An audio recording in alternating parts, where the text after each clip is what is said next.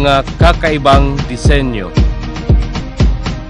works of art na hinaman nakakainganyo.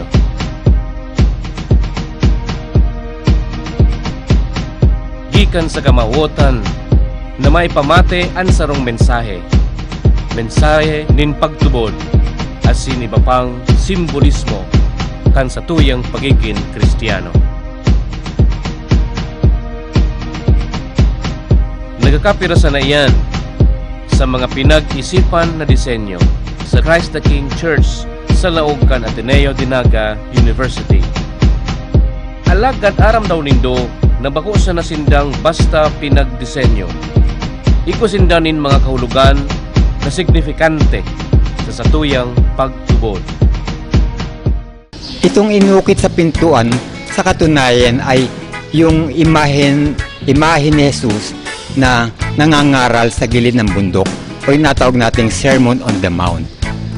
Kaya naririto yan at inukit sa malaking pintuan ito ng isang manlililok sa tinambak rather, kasi doon din galing mga kahoy. At yung pintuan ng tabernacle naman ay inukit pa rin, pero ang imahe naman ay ang huling hapunan o Last Supper. Sarang orgulyo man para sa tuya nan mga disenyong ini produkto kan sa tuyang mga local artists.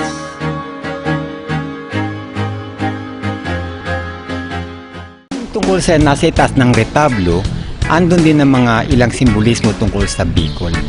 Meron kami nung gumagawa kami ng research para itayo ang simbahan na ito, na pag-alaman din namin na isang kwento tungkol sa kung saan galing ang pangalan ng Naga ay maaari daw ito galing din sa puno ng Nara.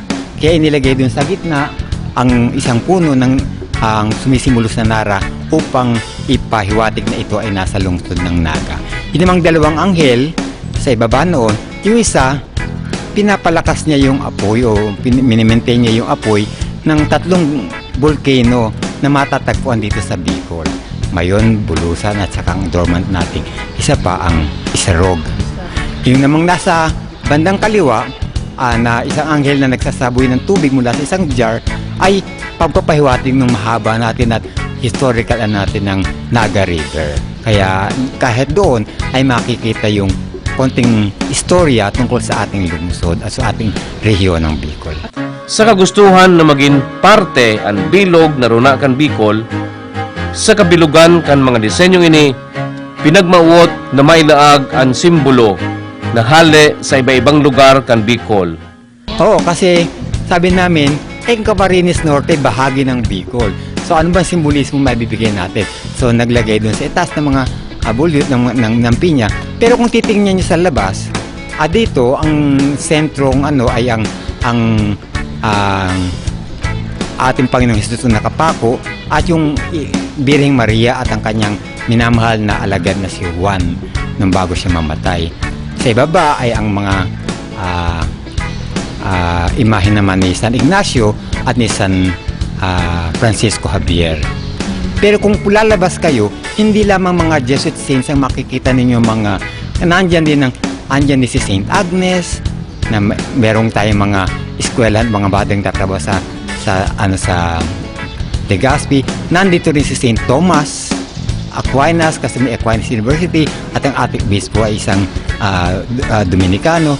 Andito rin si Saint Elizabeth, Hungary, kasi andito rin ang matagal ng paaralan na mga madre ng dito sa Colegio sa Universidad de Santa Isabel. So, lahat halos ng mga nandito sa Bicol, sinikap namin bigyan ng representasyon kahit sa mga santo nila na hindi lamang puro Jesuita ang nandito.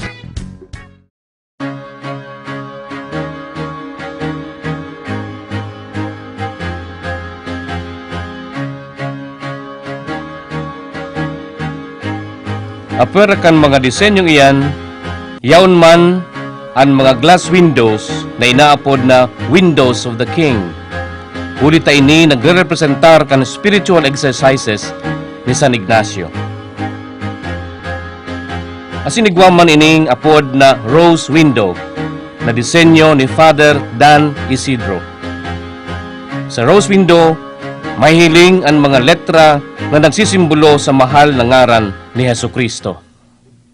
Sa unang tatlong letra ng pangalan ni Jesus sa wikang Griego. So the first three letters of the name of Jesus in Greek ay HS. So, yun naman ang laging ginagamit kahit noon pa na talagang abbreviation. Sa katunayan, yung unang gamit nito ni San Ignacio, merong siyang horizontal bar sa taas ay HS.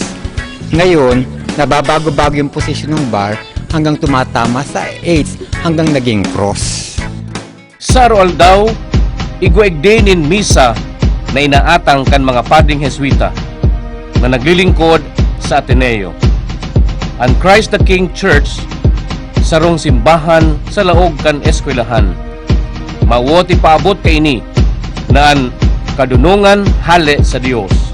Asin ang kadunungan gamiton bako sana sa paguswag kan sadiri kundi sa paguswag kan banwaan asin kan satong simbahan. Meron talagang lugar kung saan tayo maaring manalangin, magnilay-nilay upang mapagtanto natin na ang lahat ay mula sa Panginoon. Ang ating pag-aaral, kung tayo man isang estudyante sa isang katolikong universidad, pamantasan, ay minsan pa upang ating linangin yung naibigay na sa ating katalinuhan upang sa paglinang natin ito, sana magamit natin hindi lamang sa ating sariling kaunlaran, kundi sa kaunlaran ng ibang tao at ng buong sambayan ng Katoliko.